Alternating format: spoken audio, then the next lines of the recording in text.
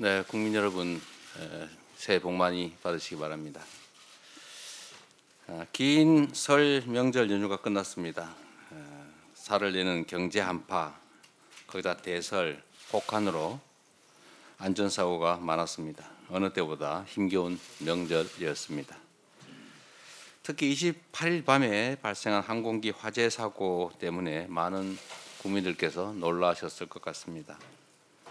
관계자들의 차분한 대응으로 큰 인명피해가 없었던 것이 참으로 다행스럽습니다. 안전은 국민의 삶과 직결되어 있습니다. 돌다리가 아니라 쇠다리라도 두들기고 건너는 그런 경각심이 필요합니다. 국민을 위한 안전점검 또 안전대비로 인명피해 없는 안전한 대한민국을 꼭 만들어야 되겠습니다. 연말 연시와 설 명절 전후로 우리 민주당 지방정부들이 주도한 적극적인 지역화폐 발행 때문에 해당 지역은 얼어붙은 지역 경제의 온기가 좀 살아났습니다. 약 2천억 정도의 예산을 특별히 마련해서 2조 원가량의 지역화폐를 발행했는데 지역사회에서 아주 효과가 컸다는 보도들이 이어지고 있습니다. 장기화된 경기 침체 그리고 계엄과 내란 때문에 텅텅 비었던 시장 골목이 잠시나마 밝아진 것 같습니다. 몸은 힘들지만 보람이 느껴진다. 또 젊은 사람들이 많이 찾아왔다라는 그런 상인분들 얘기도 있었습니다. 국민의 목소리가 반영된 적극적인 정책이 민생 활력의 희망이 됐습니다. 겨우 2천억 우리 지방정부들이 안 그래도 어려운 재정 형편에도 불구하고 어렵게 마련한 소액인데 그 2천억으로 정말로 많은 분들이 온기를 느꼈다는 점 재정당국이 한번 생각해 보시길 바랍니다. 모건 스탠리가 이렇게 발표했습니다. 한국이 경기 부양을 위해서 20조 원 규모의 추경을 편성해서 집행한다면 경제 성장률이 0.2%는 높아질 거다라고 했습니다. 민생 경제를 살릴 추경 그리고 민생의 온기를 불어넣을 민생지원금이 꼭 필요한 상태입니다. 민생지원금의 차등 지원, 선별 지원 다 괜찮습니다. 만약에 정부나 여당이 민생지원금 때문에 추경 못하겠다 이런 태도라면 우리 민생지원금 포기하겠습니다. 뭐 효과만 있다면 민생지원금 아닌 다른 정책인들 무슨 상관이 있겠습니까? 효율적인 민생지원 정책이 나온다면 아무 상관없으니 어떻게 해서든 추경을 신속하게 편성하기를 다시 한번 권고드립니다. 정부가 하겠다고 하는 예산 조기 집행 이것도 뭐 필요하긴 한데 좀 빨리 집행한다는 것뿐이지 이 총 지출은 늘어나지가 않습니다. 똑같습니다. 조삼모사 아닙니까? 뭐 조금 빨리 하는 게 조금 더 도움이 되긴 하겠지요. 이게 대책이 될 수는 없다 이 말씀을 드립니다. 추경만이 죽어가는 민생 경제의 심장을 다시 살릴 것입니다. 국민의힘 그리고 정부 여당의 각성을 촉구합니다. 연금 얘기를 안 할 수가 없습니다. 이제 새로운 희망을 만들어야 됩니다. 국민연금 개혁의 중요성이 참으로 강조되고 있습니다. 국민의 더 나은 삶을 위한 연금 개혁 이거 누가 제안했느냐 중요하지 않습니다. 국민의힘의 성과로 만드십시오. 윤석열 정부가 뭐 4대 개혁한다고 열심히 연금 개혁 얘기를 했는데 막상 민주당이 양보를 해서 합의가 될 것 같으니까 갑자기 태도를 돌변했습니다. 인정하십시오.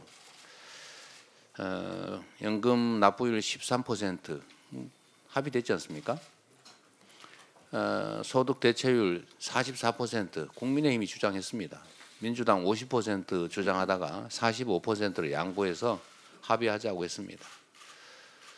국민 여러분께서 기억하시는 것처럼 제가 윤석열 대통령과 처음이자 마지막으로 영수회담을 했을 때 제가 이 제안을 분명하게 했습니다. 저는 45% 주장을 했지만 합의의 여지가 있다, 협상의 여지가 있다고 말씀드렸고 그때 당시 대통령께서 뭐 44% 합시다, 국민의힘 안대로 합시다, 또는 뭐 44.5로 합시다, 44.01%로 합시다. 이러면 제가 받을 생각을 가지고 가서 제안을 드렸던 겁니다. 근데 그때 당시에 제가 좀 황당했습니다. 다음에 하겠다, 뭐 이렇게 말씀하시더라고요. 그러더니 갑자기 국민의힘에서 조건을 갖다 붙였습니다. 44%에다가 구조개혁을 동시에 해야 된다, 이런 이상한 조건을 붙였어요. 구조개혁이 됩니까? 그렇게 쉽게 안 되잖아요. 그래서 모수 개혁만 합의하자라고 했던 것 아닙니까? 공인이 핑계 대지 말고 이미 얘기됐던 거니까. 그때 당시 국민의힘이 제안했던 44%그 정도 선에서 우리가 1% 간격이 있습니다. 44냐 45냐. 그것 차이 때문에 안 하는 것보다는 저는 불만스럽지만 하는 게 낫다고 생각합니다. 뭐든지 그런 거 아닙니까? 완벽한 가장 좋은 안이 있어서 합의되면, 추진되면 좋겠지만 그게 안 되면 약간 모자란 안이라도 합의하는 게 아예 안 하는 것보다는 훨씬 낫습니다. 그게 정치 아니겠습니까? 신속하게 모수개혁부터 2월 안에 매듭 짓기를 바랍니다. 자꾸 조건 붙이지 마세요. 이번에도 또 얘기가 될 것 같으니까 뭐 자동 안정화 장치는 꼭 받아주면 좋겠다, 이런 얘기하고 그러던데, 그건 또 다시 얘기하면 됩니다. 자꾸 뭘 조건을 붙이세요. 저는 그래서 이 생각이 들었습니다. 이게 4대 개혁하자는 말만 하고 실제 할 생각은 없구나. 더 이상 국민을 속인다는 의심을 받지 않기를 바랍니다. 물꼬가 터진 만큼 이제 초당적이고 적극적인 협조를 통해서 연금개혁 일부나마 시행했으면 하는 바람입니다. 이상입니다. 건강하고 행복한 설날 보내셨습니까? 사실 나라 걱정 때문에 국민 모두가 마음이 편치 않은 명절이었을 겁니다. 게다가 연휴 기간 일어난 여객기 화재 사고로 또 한 번 가슴이 철렁 내려앉기도 했습니다. 정말 파란만장하고 다사다난한 날의 연속입니다. 하지만 우리는 희망의 힘을 믿습니다. 혹독한 맹추위 속에서도 짓밟힌 민주주의를 살리기 위해 뜨거운 열정과 신념으로 행동해 주시는 우리 국민 여러분이 있기 때문입니다.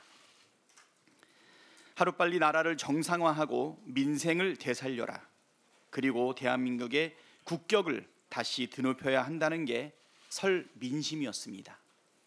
빨리 끝내고 경제를 살려라 라고 하는 것이 설 민심이었습니다. 정말 무엇보다도 급한 일은 내란 사태를 빠르게 수습하는 일입니다. 그래야 헌정 질서도 민주주의도 법치도 민생도 경제도 다시 일으켜 세울 수 있습니다. 우리는 할 수 있고 반드시 해낼 수 있습니다. 제 아무리 추운 겨울도 결국 따뜻한 봄을 이기지 못합니다. 내란 사태가 몰고 온 시린 겨울도 곧 끝날 것입니다. 더불어민주당은 국민께 희망의 봄을 안겨드리기 위해 최선을 다하겠습니다. 국민과 함께 다시 도약하는 대한민국을 반드시 만들겠습니다. 내란 특검법 공포는 나라를 정상화하고 다시 도약하기 위한 첫 걸음입니다. 최상목 권한대행이 오늘 내란 특검법에 대해 거부권을 행사할 것이라는 전망이 있습니다. 만약 오늘 거부권을 행사하면 최상목 대행 체제에서만 7번째 거부권이고 대통령 권한 대행으로는 역대 최다 기록 경신입니다. 25회의 거부권 기록을 가진 내란 수계 윤석열 다음으로 많습니다. 내란 특검법은 더 이상 거부해서도 안 되고 더 이상 거부할 수도 없는 국민의 추상 같은 명령입니다. 최상목 대행은 그동안 해야 할 일은 하지 않고 하지 말라는 일은 골라서 하는 행태를 반복하고 있습니다. 헌법상 의무인 마은혁 헌법재판관 임명, 법률상 의무인 상설특검 추천 의뢰는 지금까지 하지 않았습니다. 헌법과 법률 수호 의무를 해태하면서 한편 극우 세력의 준동을 방치한 책임도 적지 않습니다. 다시 한번 분명히 말씀드립니다. 최상목 대행은 오늘 국무회의에서 내란 특검법을 수용하고 공포하십시오. 권한 대행으로서 마땅히 해야 할 책무이자 내란 사태를 조기에 끝내고 민생과 민주주의를 되살리는 가장 빠르고 정확한 방법입니다. 사적 이익이 아니라 역사와 국민의 뜻을 받드는 옳은 결정을 하기를 다시 한번 간곡히 촉구합니다. 새로운 대한민국을 위해 극우 사이비 세력과 결별해야 합니다. 12.3 내란 사태 이후 서부지법 폭동까지 나라를 혼란과 갈등으로 몰아넣은 중심에 극우 사이비 세력이 포진하고 있다는 것이 확인되었습니다.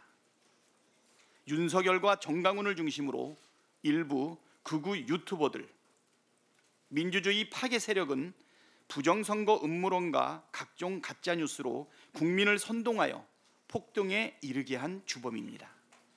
헌정 질서를 부정하고 민주주의를 파괴하는 극우 사이비 세력의 준동을 묵과할 수 없습니다. 극단주의 사이비 세력은 사회에서 격리되어야 합니다. 그래야 민주주의와 경제 회복이 가능합니다. 민주당은 헌정 질서 파괴 세력이 더 이상 압력할 수 없도록 강력하게 대응해 나가겠습니다. 이상입니다.